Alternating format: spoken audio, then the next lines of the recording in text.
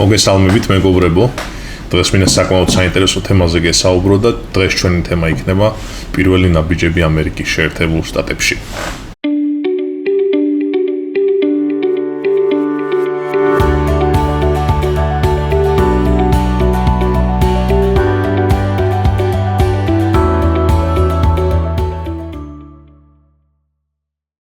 მაშასე ამერიკის შეერთებულ შტატებში გამოგზავრება დამეთანხმებით იწყება საქართველოსშივე ფიქრით და რა თქმა უნდა საქართველოსშივე ვიწყებთ გეგმების დალაგებას თუ საწავალთ რომელ შტატში წავალთ რა გვინდა რომ გავაკეთოთ და ასე შემდეგ. ჩავთვალოთ ის რომ უკვე ჩვენ ვიცით რომელ შტატში მივდივართ, დაახლოებით გეგმა უკვე გვაქვს ჩვენ რისთვის მივდივართ და რა უნდა ვაკეთოთ და დავჯექით თვითონში და ჩამოვფრენდით შეერთებულ შტატებში. პირველ რიგში რა თქმა უნდა აეროპორტიდან როცა გამოვდივართ, საკმაოდ უცხო გარემო ხდება ყველაფერი განსხვავდება იმისგან, რასაც ჩვენ ყოველდღიურად მივეჩვიეთ და ხედავთ საქართველოში და პირველი რაც უნდა გავაკეთოთ, ის უნდა მივიდეთ იმ ადგილ მდებარეობაზე, სადაც ჩვენ უახლოეს მომავალში უნდა ვიცხოვროთ. ზოგ ადამიანებს უკვე წინასწარ აქვთ ეს ამაზე ნაზრუნი.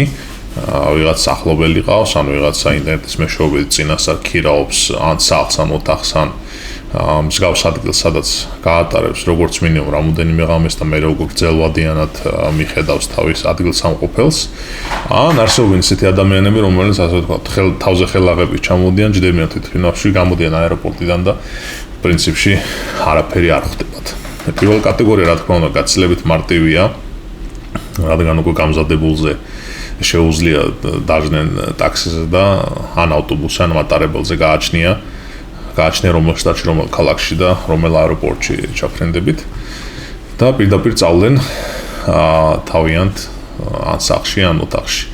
რაც შეეხება მეორე კატეგორიას, რომელსაც წინასწარ არ აქვს არაფერი გათვლილი, მოდი ჩავთვალოთ, რომ ახლობელი ან მეგობარი არ ყავს ამ უცხო ქვეყანაში და ხელის გამართავიც არავინ არ არის შესაბამისად ვერ მოახერხა ვერაფერი წინასწარ ჩამოვიდა აეროპორტში და რა უნდა გააკეთოს შემდეგ.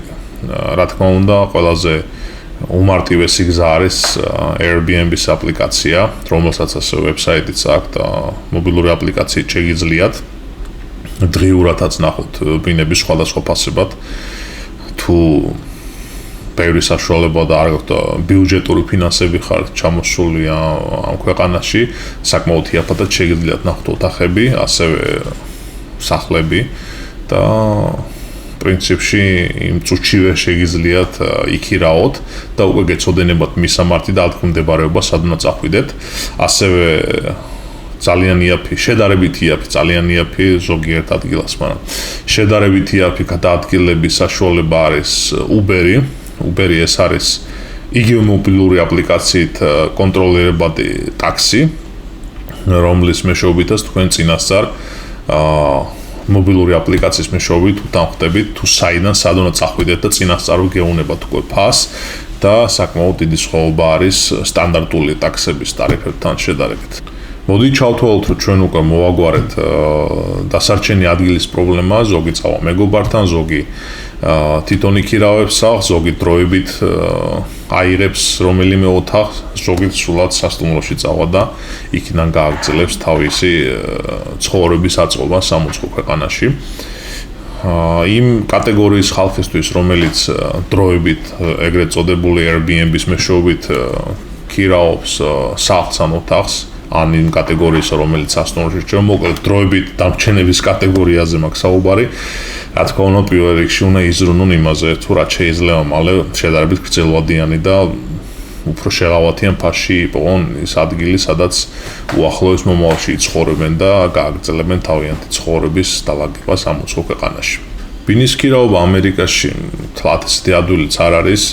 ძირითადად გამქირავებელი ითხოვს საკმაოდ სოლიდურ თანხას გარანტად და პლუს ასე ვთქვათ თქვენი საბუთების შემოწმებას რამდენად პირველ რიგში ლეგალურად იმყოფებით ქვეყანაში და რამდენად გადამხდელები ხართ. ამიტომ პირველ ეტაპზე რა თქმა უნდა ამაზე ფიქრი ცოტა რთულია, შესაბამისად უფრო ისეთი იოლი ხერხით უნდა გამოძვრეს ადამიანი ესე ბრჭყალებში და იოლი მეთოდი ეს არის ვინმესგან აქირავებს სახში, ესე ვთქვათ, გადაქირავებით შესვლა ზოგიერთს რამოდენიმე ოთახიანი სახლი აქვს და არ ჭირდება ყველა ოთახი და აქირავებს კონკრეტულად ოთახებს, შესაბამისად უფრო იაფიც გამოდის და ბევრ ბიუროკრატიასაც არ მოითხოვს როგორც წესი პირველი თვის და ბოლოთვის გადასახადს იღებენ ხოლმე და შეხვალ და გააგრძელებთ ცხოვრებას. მოკლედ ჩავთვალოთ ჩვენ მოვგვარდით უკვე სახლის ამბებში და რას ვაკეთებთ შემდეგი. მანამ სანამ ჩვენ დავიწყებთ სამუშაოზე ფიქს, უნდა ვიზრუნოთ ჩვენი საბანკო ანგარიშის გახსნაზე, რადგან იმ შემთხვევაში თუ ჩვენ სამუშაოს ვიპოვით, უმეტესად კეშად ნაღდი ფულით პრინციპში თითქმის აღარავინ აღარ იხდის ამერიკაში და გიწევთ უკვე ასე ვთქვათ ჩეკების აღება, ხოლო ჩეკების მარტივად განაღდება ფულად რო აქციოთ არის საბანკო ანგარიშის ქონა და მაგ ანგარიშზე ან თანხის დადება, ან მაგ ანგარიშის გამოყენებით უკვე პირდაპირ ფულად გამოტანა. საკმაოდ ადვილი პროცესია, მინდა გითხრათ ეს ხშირ შემთხვევაში აქ არსებობენ კომპანიები, რომელიც ამაში რაღაცა სერვისს გთავაზობენ და ფულს აკეთებენ, თუმცა დამიჯერეთ თუ ინგლისური ენის პრობლემა არ გაქვთ, არ ამგონია რომ ანგარიშის გახსნაში რაიმე სირთულეებს გადააწყვეტ. მოდით თქვათ ასე ყველაზე სახელგანთქმული ბანკი, ამერიკის ბანკი, Bank of America, როდესაც შედიხართ ოპერატორთან, აგენტთან, წარადგენთ თქვენს პასპორტს, ვიზით. არ აქვს მნიშვნელობა ეს საიმიგრაციო ვიზა იქნება თუ არა საიმიგრაციო ვიზა. შევბრძანდებით იქ, გაივლით ჩვეულებრივ პროცედურებს და საკმაოდ ადვილად გაგიხსნიან უკვე ბანკის ანგარიშს. ასევე სხვა ბანკებთანაც პირადი შეხება მქონია, როდესაც ახალი ჩამოსული ვიყავი, პრინციპში პრობლემა თითქმის არსად არ შემქნია. მასასე მივიდივართ ბანკში, სტანდარტულ კითხვებს ვპასუხობთ და გაგვიხსნიან ჩვენს ანგარიშს. დავდებთ უკვე გარკვეულ თანხას, ან შეიძლება სულაც არ დავდოთ თანხა, აგიხსნიან პირობებს და ჩათვალეთ, რომ იმ დღეს თქვენ საბანკო ანგარიში გექნებათ, დროებით საკრედიტო ბარათს ან სადებიტო ბარათსაც მოგცემენ და სულ ცოტა ხანში კომიტეტებულ მისამართზე მოგივათ დაბეჭდილი ახალი საკრედიტო ან სადებიტო ბარათი, რომელსაც გამოიყენებთ საკმაოდ დიდი ხნით.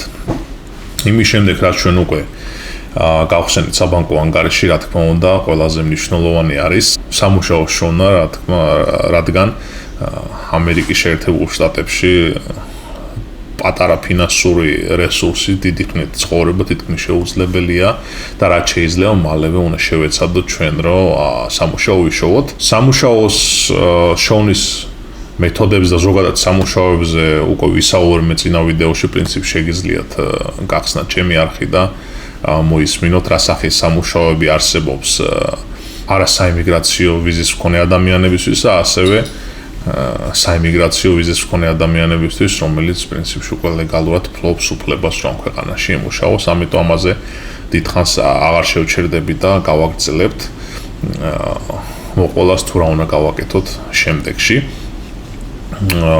ბევრ შტატში გვეძლევა იმის საშუალება, რომ არასაიმიგრაციო ვიზის მეშვეობით ავიღოთ ადგილობრივი მართვის მოწმობა, რაც პრინციპში ძალიან მნიშვნელოვანია.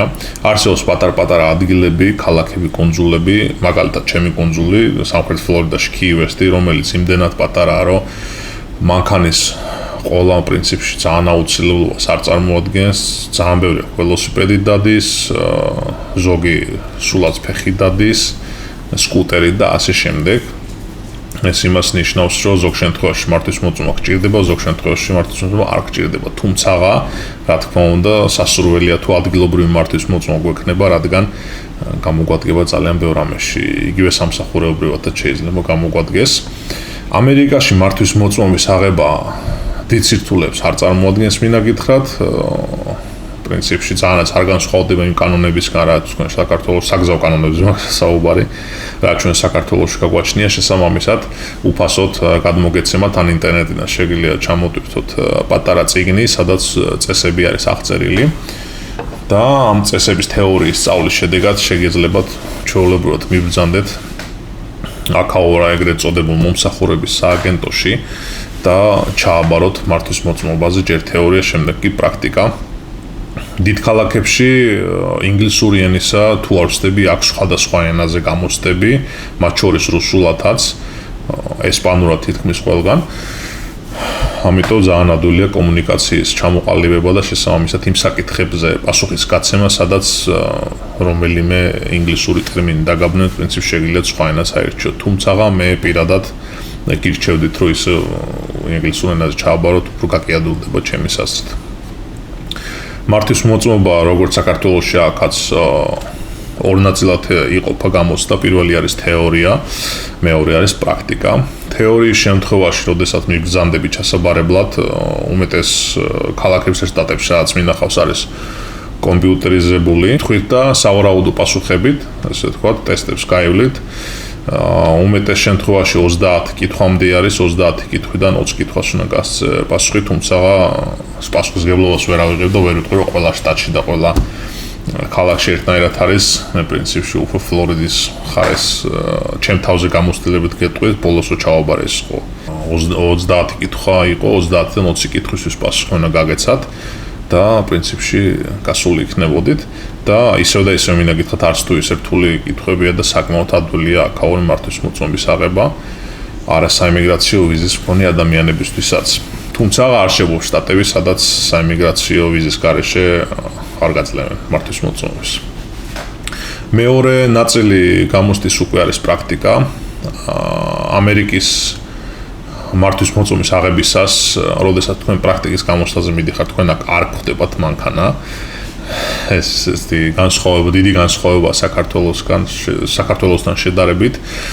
თქვენ აქ გამოცდაზე უნდა მოხვიდოთ თქვენი მანქანით, ან ნაქირავი მანქანით, ან მეგობრის მანქანით, მოკლედ თქვენი ხარჯებით უნდა უზრუნველყოთ მანქანის მიყვანა, შემდეგ უკვე აგენტი, ასე ვთქვათ, რომელიც გამომცდელი, რომელიც ჩაიბარებს, გვერდზე დაგიჯდებათ, გეტყვით რა გააკეთოთ, პრინციპში ძირითადად ქალაქში გაყავხართ, შეგახვევინებენ, უკან დაგახევინებენ, დაგამუხრუჭებინებენ და სტანდარტული საკმაოდ ადვილი ესეთი ბრძანებები შესრულება მოგიწევთ და სულ ეს არის პრინციპში.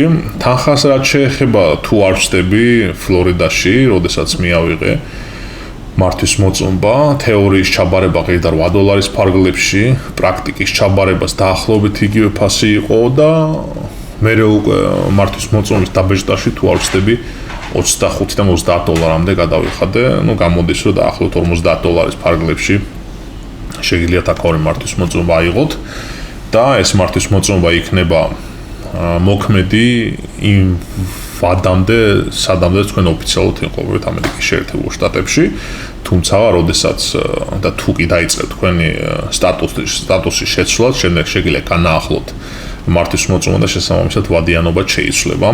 იქამდე, სანამდე თვითონ ჩათვლიან საჭიროდ იმ ინფორმაციაზე დაყრდნობით, რასაც წავდგენთ.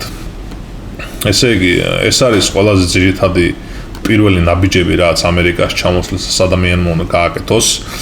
ადგილმდებარეობა, სადაც უნდა იცხოვროს, ბანკის ანგარიში, საბანკო ანგარიში, სადაც შეეძლებათ უკვე თანხის დადება, სამუშაოს დროს აღებული ჩეკების განაღდება და მართვის მოწმობა, რაც ძალიან მნიშვნელოვანი არის ასევე. ეს ძირითადი ნაბიჯები, რაც პრინციპში აუცილებლად გასაკეთებელია. იმასაც გეტყვით, რომ დიდ ქალაქებში, განსაკუთრებით ნიუ-იორკის შტატში და ნიუ-იორკის ქალაქის გარშემო საკმაოდ ბევრი კომპანიები არსებობს, რომელიც ამ სერვისს გთავაზობენ და ასე ვთქვათ, გეხმარებიან ამ ყველაფრის გაკეთებაში. საკმაოდ სოლიდურ თანხას იღებენ, მინდა გითხრათ, თუმცა ეს ისევ და ისევ ინდივიდუალურია, ზოგს ასე ვთქვათ, ცოტა იოლად უნდა გაკეთება ყველაფრის და ურჩევნია თანხის გადახდა და ასე ვთქვათ, უკვე ვინმე დამკვალიანებელი გვერდში ყავდეს, ან შეუძლია ფული დაზოგოს და არც თუ ისე რთული პროცედურების თვითონ გაკეთება. მე რა თქმა უნდა მეორე ვარიანტს ვემხრობი ჯერ პირველ რიგში, იმიტომ რომ პრაქტიკაა ამერიკაში პირველი ნაბიჯების გავლის დროს, იქ საუბრისას, იქ ადამიანებთან ურთიერთობა, შემდეგ უკვე ფულს დაზრგავთ, ამიტომ ჩემთვის მეორე ვარიანტი უფრო მისაღებია და პირადად მე არავის სერვისი ესეთ საკითხებში არ გამომიყენებია და არც თქვენ არ გირჩევთ, თუ რა თქმა უნდა ინის ბარიერი არ გაგაჩნიათ. პრინციპში ეს იყო დღეისთვის, ესეთი ძალიან კონკრეტული და მოკლე ვიდეო მინდოდა ჩამეწერა, რათა პირველი ესეთი დიდი კითხვის ნიშნები მომეხსნა. თუ რა შეიძლება გააკეთოს ადამიანი პირველივე დღესვე ჩამოსვლიდან და რა ძირითადი ნაბიჯებია გადასატყმელი. Რა თქმა უნდა, ეს ყველაფერი არის ზღვაში წვეთი, ეს არის დასაწყისის დასაწყისი და ამის მერე იწყება უკვე საკმაოდ საინტერესო, ხშირ შემთხვევაში ბევრი ბარიერები და სირთულებით ახსავსე ცხოვრება, თუმცა ყველაფერი ღირს, იმიტომ რომ ეს ქვეყანა დაგიფასებთ შრომას, თავდადებას, მონდომებას, ნიჭს, აზროვნებას. Вас გისურვებ დიდ წარმატებას მომავალ შეხვედრამდე და ვისაც მოგწონ ჩემი ვიდეოები, გთხოვთ მოიწონოთ და გამოიწეროთ ჩემი არხი, რაც უფრო მეტი ვიქნებით, მით უფრო მეტი საშუალება მომეცემა მე რომ საინტერესო და ესეთი მნიშვნელოვანი საკითხები განვიხილო და დაგეხმაროთ შეძლების დაგვარად. მომავალ შეხვედრამდე ყველას წარმატებას გისურვებთ და კარგად ბრძანდებოდეთ.